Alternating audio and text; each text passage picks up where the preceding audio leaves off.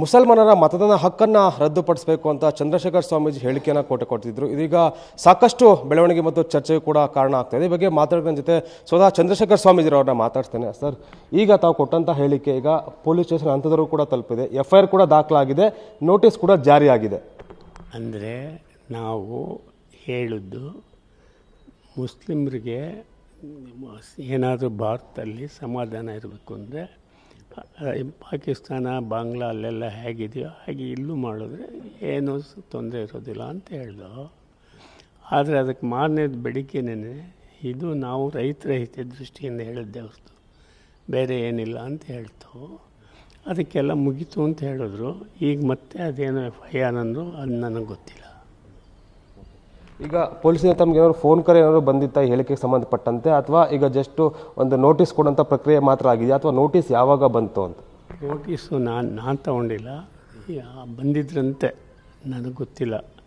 ಬಂದಿದ್ದು ಕೊಟ್ಟೋಗಿದ್ದಾರೆ ಅಂತ ಹೇಳಿದ್ರು. ಅದು ಸೋಮವಾರ ಅಂತ ಹೇಳಿದ್ದಾರೆ. ಇಲ್ಲೇ ಬಂದು ನಮ್ಗೆ ಹುಷಾರಿಲ್ಲ, ನಾವು ಮಲಗಿದ್ವು, ನಿಮಗೋಸ್ಕರ ಬಂದು ಕೂತಿರೋದು, ಆದ್ದರಿಂದ ಇಲ್ಲೇ ಬಂದು ಮಾಡ್ತಾರೆ. ಈಗ ಅವತ್ತು ತಾವು ಕೊಟ್ಟ ಹೇಳಿಕೆಯನ್ನು ಈಗಾಗಲೇ ಒಂದು ವಿಷಾದವನ್ನು ಕೂಡ ವ್ಯಕ್ತಪಡಿಸಿದ್ದೀರಿ. ಸೊ ಈಗ ವಿಚಾರಣೆ ಕೂಡ ಹಾಜರಾಗಬೇಕಂತ ನೋಟಿಸ್ ಕೊಟ್ಟಿದ್ದಾರೆ. 2ನೇ ತಾರೀಕು ಡಿಸೆಂಬರ್ 2ನೇ ತಾರೀಕು ಹಾಜರಾಗಬೇಕು ಅಂತ ಹೇಳಿದ್ದಾರೆ. ವಿಚಾರಣೆಗೆ ತಾವು ಹಾಜರಾಗ್ತೀರಾ ಅಂತ? ಅಂದರೆ ನಮ್ಗೆ ಹುಷಾರಿದ್ದರೆ ಹೋಗ್ತೀವಿ, ಹುಷಾರಿಲ್ಲದೆ ಇದ್ದರೆ ಹೋಗೋದಿಲ್ಲ.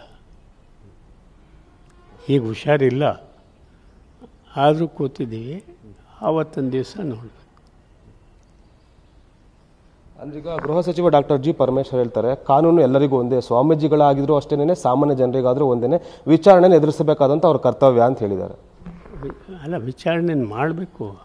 ನಮ್ಗೆ ಆರೋಗ್ಯ ಇಲ್ಲದೆ ಇದ್ದರೆ ಅಲ್ಲಿ ಹೋಗೋಕ್ಕಾಗದೇ ಇದ್ದರೆ ಅವಾಗ ಹೇಗೆ ಮಾಡೋದು ಅಷ್ಟೇ ಹೊರತು ನಾವು ಕಾನೂನಿಗೆ ವಿರುದ್ಧವಾಗಿ ಏನು ಹೋಗ್ತಾ ಇಲ್ಲ.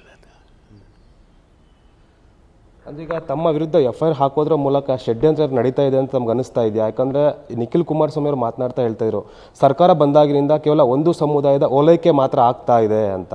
ತಮಗೇನಾದ್ರು ಆ ಥರ ಅನಿಸ್ತಾ ಇದೆಯಾ? ನಾವು ಅದೆಲ್ಲ ಯೋಚನೆ ಮಾಡಿಲ್ಲ. ನಾವು ಅದೇನು ಯೋಚನೆ ಮಾಡಿಲ್ಲ. ಏನೋ ಭಗವಂತ ಹೇಗೆ ಯಾರ್ಯಾರಿಗೆ ಏನೇನು ಮನಸ್ಸು ಕೊಡ್ತಾನೆ ಹಂಗೆ ಮಾಡಲಿ. ಈಗ ತಮ್ಮ ವಿರುದ್ಧ ಒಕ್ಕಲಿಗ ಸಮುದಾಯ ಯಾವ ರೀತಿ ನಿಲ್ಲಬೇಕು ಅಂತ ತಾವು ಅಪೇಕ್ಷೆ ಮಾಡ್ತೀರಾ, ನಿರೀಕ್ಷೆ ಮಾಡ್ತೀರಿ ಅಂತ? ಈಗ ವಿರೋಧ ಪಕ್ಷಗಳಾಗಿರ್ಬೋದು ಅಥವಾ ಸಮುದಾಯ ಆಗಿರ್ಬೋದು. ನಾವು ಸಮುದಾಯ, ಈ ಸಮುದಾಯ ಆಗಲಿ ಒಕ್ಕಲಿಗತನ ಅದೆಲ್ಲ ಏನೂ ಇಲ್ಲ. ಅವ್ರವ್ರಾಗೇ ನಾವಿದ್ದೀವಿ ಅಂತ ಅನ್ಕೋತಾರೆ. ಅದು ಏನು ಮಾಡ್ತಾರೆ ಅದು ಅವ್ರಿಗೆ ಸೇರ್ಕೊಳ್ಳೋದು. ನಾವು ಅದೆಲ್ಲ ಏನು ಯೋಚನೆ ಮಾಡೋದಿಲ್ಲ. ನಾವು ಸಮುದಾಯಕ್ಕೆ ಅಂತ ಅಂದ್ಕೊಂಡೇ ಇಲ್ಲ, ವೈಯಕ್ತಿಕವಾಗಿ ಒಂಟಿಯಾಗಿ ನಾವು ಹೇಳಿರ್ತಕ್ಕಂಥದ್ದು. ಆದ್ದರಿಂದ ನಮ್ಮ ಒಂಟಿ ಮಾತು ಯಾವುದೂ ನಿಲ್ಲೋದಿಲ್ಲ. ಸರಿ ಇರಲಿ ಅಂತ ಹೇಳಿ ಇದು ಮಾಡ್ತೀವಿ.